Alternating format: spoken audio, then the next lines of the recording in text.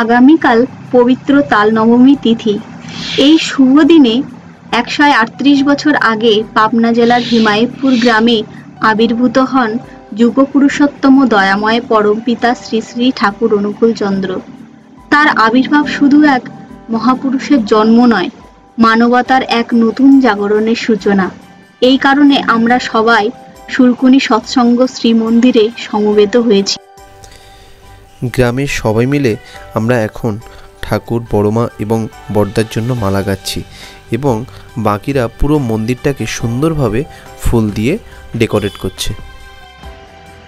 অনেক রাত পর্যন্ত সবাই মিলে একসাথে ফুল দিয়ে পুরো মন্দিরটাকে সুন্দর করে সাজানো হয়েছে। দেখো মন্দিরটাকে কত সুন্দর লাগছে।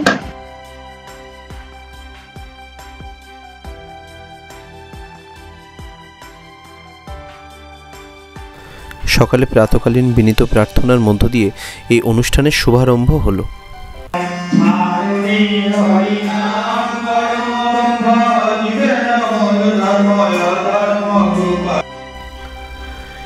এরপর ঠাকুরের জন্মলগ্ন ঘোষণা, জয়ধ্বনি এবং কেক কাটার মধ্য দিয়ে ঠাকুরের জন্মদিন উদযাপন করা শুরু হলো।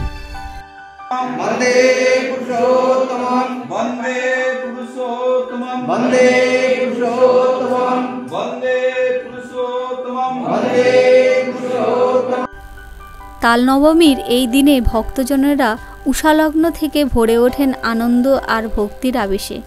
আয়োজিত হয় মহাসংকীর্তন, ভজন, পাঠ, ধর্মসভা আর সর্বোপরি মহাসেবা।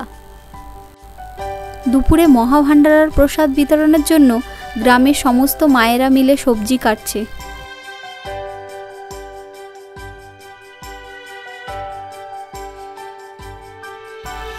দুপুরে ভান্ডারা প্রসাদ বিতরণের জন্য এই যে এখানে রান্নাবান্না চলছে। এখন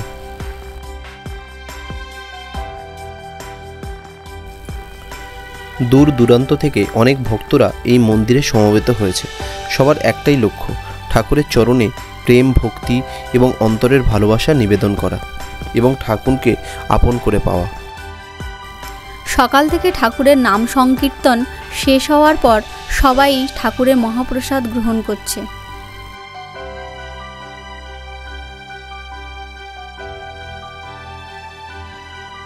এরপর সন্ধ্যায় 138টি মোমবাতি প্রজ্বলনের মধ্য দিয়ে ঠাকুরের জন্মদিন উদযাপন চলছে।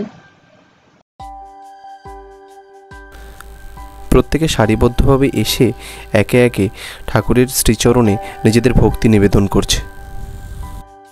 তিনি স্ত্রী পুত্র নিয়ে সংসার করছেন, তাকে ধরা যায় না, তাকে বোঝা যায় না। রসগোল্লা আমি যদি না খাই, রসগোল্লা শেপটা দেখেছি, রসের মধ্যে ডোবানো আছে, আমি মুখে দেইনি, তাহলে ওর স্বাদটা কিন্তু আমি বুঝতে পারবো না। রসগোল্লার স্বাদ বুঝতে গেলে কি করতে হবে? আমার রসগোল্লাকে মুখে দিতে হবে, আমাকে জিভে লাগাতে হবে, আমাকে খেতে হবে, তারপর কিন্তু সেই রসগোল্লা সেই স্বাদটা বোঝা যায়। এখানে ঠিক তদ্রূপ আমার ঠাকুরের দীক্ষা নিয়েছি। কোন দাদা জনৈক কোন দাদা হয়তো জোর করে দীক্ষা দিয়েছেন, কি আমার ইচ্ছা মতো আমি দীক্ষা নিয়েছি, তখন বুঝেছিলাম যে না ঠাকুর উদ্বুদ্ধ হয়েছিলাম, তাই ঠাকুরের দীক্ষা নিয়েছি।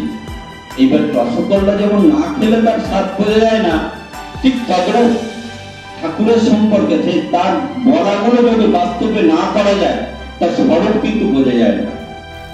তাল নবমীর এই শুভ দিনে ঠাকুরের কাছে একটাই প্রার্থনা করি, এই আনন্দ, এই ভক্তি, এই আলো ছড়িয়ে পড়ুক প্রতিটি হৃদয়ে, প্রতিটি ঘরে, প্রতিটি সমাজে। শুভ তাল নবমী। জয় গুরু। আমাদের এই নিবেদনটি যদি ভালো লেগে থাকে তাহলে চ্যানেলটিকে সাবস্ক্রাইব করে পাশে থাকবেন।